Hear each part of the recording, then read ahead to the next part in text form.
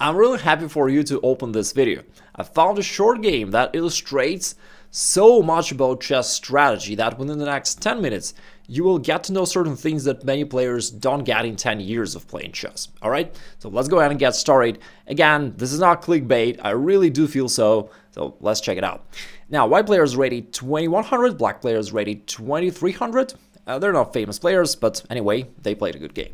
So initially, it's the Sicilian defense, knight c3, b5. Black deviated from the main line, and let's start right here. By the way, you can follow up and think for yourself, how would you play here if you're white? Alright, and then we'll discuss it together. So your opponent has just played b5.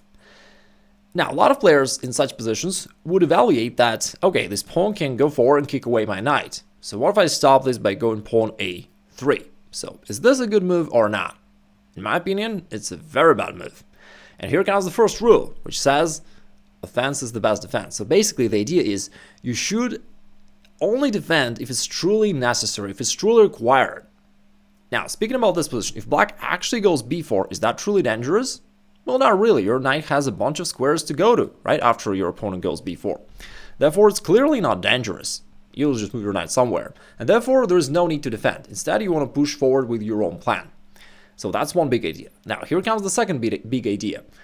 And this is asking yourself the question, what is the downside of my opponent's last move? Or the way I love to formulate it for myself is, what's wrong with my opponent? I mean, to me, it just sounds a little bit fun, but it's also very practical. When you ask yourself, what's wrong with my opponent? What's wrong with his moves? And here we can clearly see that he expands on the queen side, but he ignores the center of the board. And classical strategy suggests that you should occupy the center, right? So that is clearly wrong with his moves. And as you see the position through this perspective, you stop worrying about his expansion there. You understand that it's wrong. And therefore, instead of worrying about what he does, you do what you should do, which is to occupy the center, and he played d4. He's capitalizing on what your opponent fails to do, to occupy the center. Alright, after d4, black played e6. Now, here's the next question. What would you play here? A lot of players would take here on c5 just because maybe it feels annoying that there are these pawns that can move forward or take something. What do you think about this move? Should you take there or not to take? Now, the answer is to take is a mistake. Now, if you've been a part of the Igor Nation for some time, then you've probably heard me saying this rule, but it's still true. To take is a mistake. In most of the cases, you should not release the pressure. As you release the tension, this only helps your opponent to improve one of his pieces' position. And that is exactly what happens right here. If you take here, it only helps your opponent to develop his bishop. Now, a3 is still bad for all the reasons we talked about before, that you should only defend when it's truly necessary. Here, it is not the case.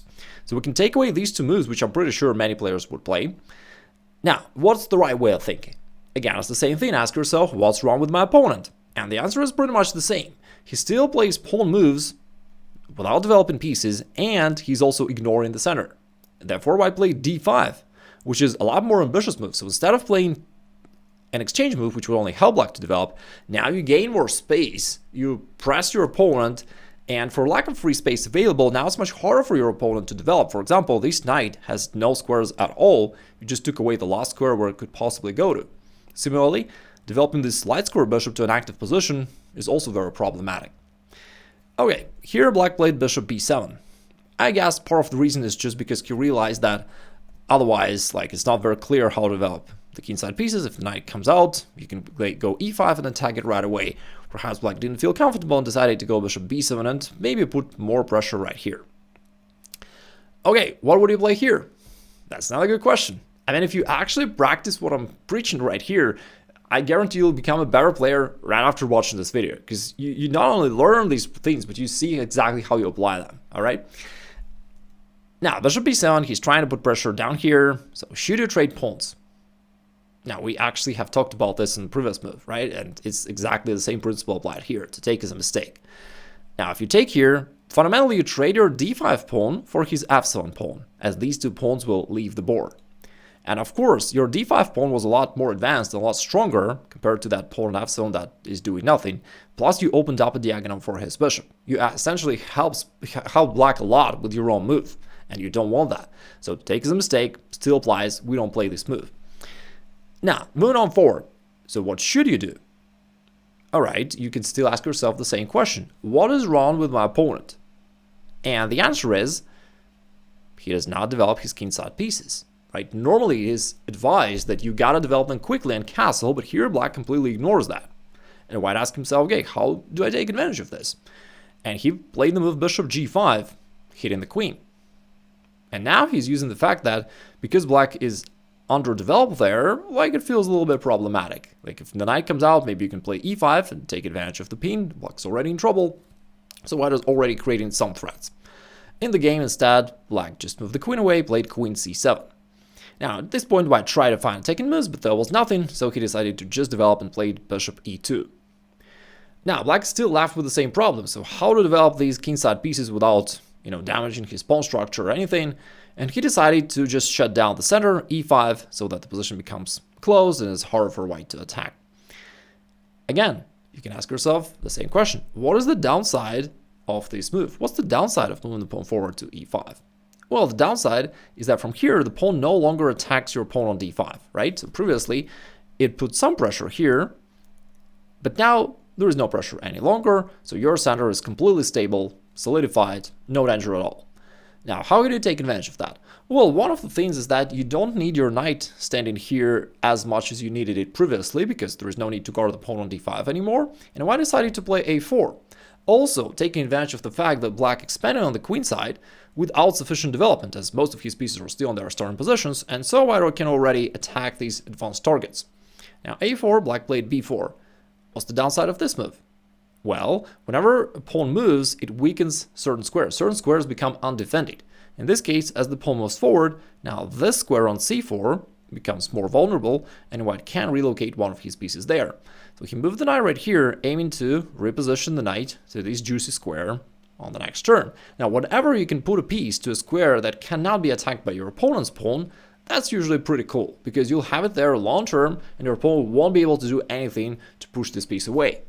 At this point, black realized that white can actually push this one forward as well, and after that his position will be very cramped on the queen side. It will be very hard to move any of these pieces at all, and he decided to prevent this by going a5 himself. Again, ask yourself the same question. What's the downside of this move? Again, whenever a pawn moves, it weakens certain squares, which are no longer defended. In this case, as the move goes forward, this square on b5 becomes undefended, and you can possibly bring your bishop there. It doesn't mean that you have to do it right away, but it's useful to notice this change in the position so that you have this idea, right? I'm going to be able to use this square as well as this square. Anytime I want to, I'll be able to put my piece there. But for now, he decided to just continue with his plan and played knight to d2, trying to put his knight to this active square. Now, black decided to solidify his pawn chain, played pawn d6. Same question, what's the downside of this move? You see, that's how we find weaknesses in your opponent's position. And why do you need that? Well, because that's exactly what you attack, right? You want to hit where it hurts. You want to find those weaknesses, those pain points. And if you attack there, if you take advantage of them, that's going to be the most painful for your opponent. Now, what's the disadvantage of the move pawn d6? Well, first, it's pretty clear that your opponent wanting to play checkers more than chess. But secondly, it also opens up this diagonal. And now, as you play bishop b5, not only you put your bishop to an active square, but that also attacks the king. So he played that. Knight d7. Now white also occupied the other weak square, knight c4. Now white has a pretty active position overall for the majority of his pieces. And black still realized that, well, I need to develop these pieces somehow. And he can't develop the knight still, because now the other knight is pinned. Therefore, if the knight comes out, you can just trade it off, and he can't recapture with the knight because it's pinned. He'll have to play g takes f6, and now his pawn structure is ruined, and he's got too many weaknesses. Therefore, instead of that, black player played pawn h6. By the way, what's nice about this game is that black player is actually a 2300 rated player, and it is not only Blitz, it's a real life tournament with a long time control, and white player is actually lower rated. But he still managed to play a great game just by following these ideas, and especially the key idea that we're talking about, by asking yourself what's wrong with my opponent, right? So I really love asking myself this question. It sounds somewhat inspirational to me, but also has a lot of practical benefits. Now, after h6, once again, you ask yourself the same question, right? What's wrong with it? Because I'm pretty sure many players would just move the bishop away, right? But if you ask yourself that question, sometimes it opens up a completely new world and a lot more exciting world because you see how to attack your opponent. Now, what's wrong with black here? Well, what I see right here is that clearly the issue is that he's got these undeveloped pieces. Again, usually it is advised that you castle early in the game and develop queenside pieces, but here black completely fails to follow this idea because he was always busy with something else. And which means that he's undeveloped, and also his king is kind of in the center of the board, and you already are eyeing the king. So can you somehow make use of that? And by asking himself that question, well, he found a very interesting combo that allowed him to transition into the attack right away. He sacrificed the knight right here on e5, and black has to accept it because otherwise we're attacking all these pieces down here. Therefore black has to take it, and then pawn d6, hitting the queen. Not only hitting the queen, actually, this pawn actually completely takes away all the squares from black where he could possibly go to, and d6 also makes it quite inconvenient for black to move the king anywhere, because he can't go here, our bishop is controlling this. He can't go here because we've got our knight there on this strong square. If the queen goes here, then we can jump with our knight forward either to b6 or e5. In both cases, we're going to capitalize on this pin, and we threaten the knight. So on the next move, we'll take it, probably with the bishop, and double attack the king and queen, and we'll win the game that way. So that's quite clearly winning. If instead the queen goes to b8, I mean, white probably has a bunch of options here to choose from, and the nicest one is to take right here, because now the king has to move, and then you follow up with knight takes e5 with check, and if king goes somewhere back, then d7 is a pretty brutal finish of the game, because it's actually a checkmate. Black calculated all these lines and took on d6. Now here's the next question. You can take on d6 either with a knight or with a queen. Which move would you choose? Now they both look tempting, but there's another principle which is very helpful. I call the principle of the least active piece, which simply says that you gotta move the piece which is the least active in the position. Your knight in c4 is already very active. It plays a very important role into your attack. Your queen on d1, on the other hand, is completely passive, not taking part in the game at all. Therefore, if you can involve the queen, that's going to increase your firepower a lot and will be very helpful, and that's what white did. This also hits the queen. Now, black realized that if he takes, white recaptures with a check, and it's pretty bad. So instead, he played rook to c8. Now, what would you play here? I mean, our bishop is still attacked. And of course, you could just move the bishop back. But we know that you should only defend when it's truly necessary, right? Offense is the best defense. Usually we prefer to be aggressive. And that's why at first I'd recommend that you check out more aggressive options, and only if there's nothing available, then you settle for this, bishop retreat. Because in this case, for example, you can even play some fancy moves such as queen takes c5 just to give you an idea. The knight is still pinned. Even that would be interesting.